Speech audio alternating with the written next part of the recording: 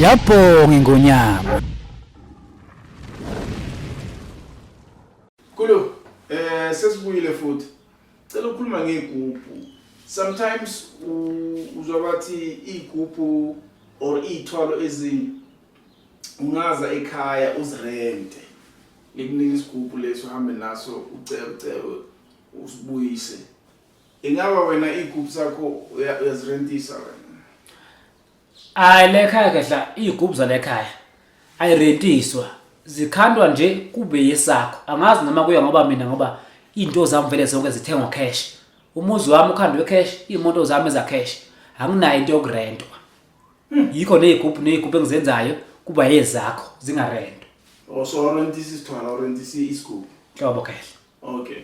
So igubhu onazo just nje isamari ukuthi unalesi and just kancane nje ukuthi sihamba kanjani lesi siza kanjani. Isigubhu sokuqala sika 10,000. Isigubhu esifuna umuntu vele osazo start impilo.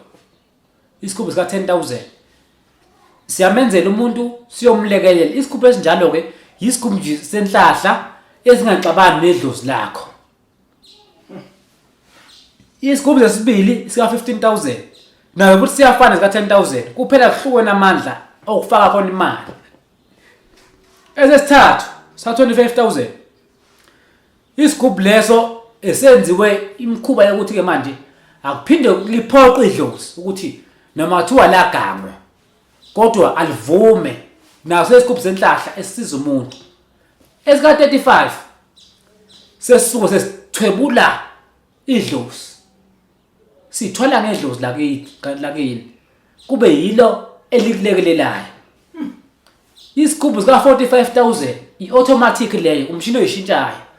Leso sigubhu isigubhu esenza ukuthi esenziwa ngobisi esingavinjwa ilutho esebenza after 3 weeks. Ngikhuluma ngesigubhu abamele abanaso. Abantu abaphezulu abanaso esibalekelelayo namanje. Okay. Kuzoba khona isigubhu enginaso se100,000. Isigubhu se100,000 isigubhu seyimanga noma isigubhu esenziwa esithola inyanga, sithola ubani kodwa mangesichaza ngoba esenyanga inyanga idinga ukuthi mayinayo isigubhu leso akube ukuthi mayibuye kuyosebenza qinisa imizi yabantu. Asithi mhlawumbe ngenyanga qinisa imizi yo4. Kodwa imizi yo2 kuyaphoqa ukuthi uma uyosebenza wena kulowo muzi akuhlathi imbuzi. Mhlawumbe uthi imbuzi lungizana amagcino noma uzobona indlela. Kodwa kube nembuzi uzobona nesibindi nenhliziyo ukwazi ukuthi inhliziyo uyinquma kancane uyifake lapha esigubhini phakathi. Uma umuntu webusiness uma sikwenzele uzosilanda la ekhaya. Mina ngisebenzisa iqhude kuphinde kube khona uma usekhaya usenza wena uzokwenza ngemvu. Imvu njalo uma uyihlabile ngonyaka kube ukuthi thatha inhliziyo yakho na imvu uyiphose phakathi. Ayifake yokunquma nje leyo mvu leyo inhliziyo yemvu idliwa nguwe. Ayidliwa omunye umuntu nenyanga mayibuye nezicubu isibindi inhliziyo okusele kudliwa yiyona akudliwa unkosikazi akudliwa zingane kudliwa yiyo yodwa kuphele. Hey siyakuzwa ngemvu. So manje mkhulu angifuni ukuthi siyilwe mara legubhu lezi ukuhlukana kwazo uhlukana because of amandla anaphakathi angithi Kunjalo kahle. Ziya angazi ukuthi ngibeka kanjani. Ziyahlaba legubhu. Lezi igubhu ngokuhlukana kwazo lezala ekhaya phela lana. Angeke ngiqambe lamanga. Landela imithetho angeke ihlabe. Angazi ke mase ungasayilandela ngemithetho. Angazi angifuna ukuthi ngiyazi. Ngoba kwenzeka enye indoda iyafona esibhedlela. Yasabathe Ngonyama ngisesibhedlela ngathi wenzeni. Yayibeka indaba ngadrop ifone ngoba angingeni into enjalo mina. Uma sikhulumile leko sekukhulumile kuthatha ukwenza. Ungasakwenzanga mina ngisangeni lapho. Sengokwakho. Hey, manje just nje for advice. Yeah. Ngithatha isigubhu ngiyanaso ekhaya. Mhlawumbe siyasebenza.